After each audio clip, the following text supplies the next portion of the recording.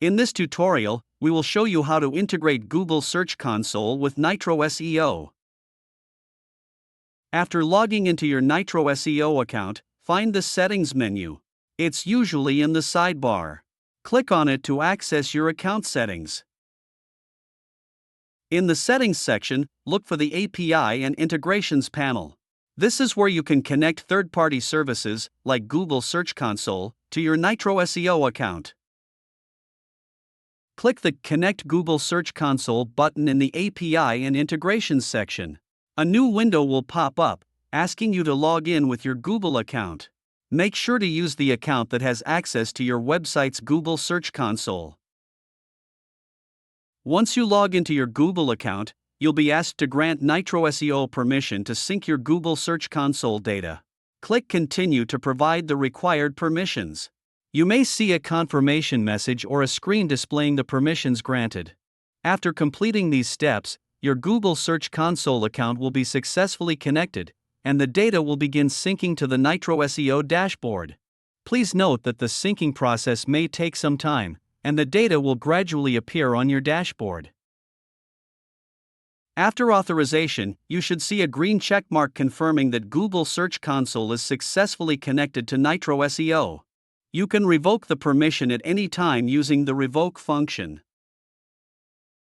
If the icon appears gray, it means the connected Google account doesn't have access to the Google Search Console property for the website. To resolve this, verify that you're using the correct Google account or confirm that the site is added to Google Search Console. Click the Revoke button to remove the currently connected Google account. Then, change your Google account and reconnect to the correct Google Search Console account. If a website property has not been added yet to the Search Console, follow these steps. Open the Property Selector drop-down on any Search Console page. Select Add Property from the drop-down. After that, choose the type of property to add. Choose a verification method and follow the steps to verify. With the integration complete, NytroSEO will display your GSC metrics in the dashboard.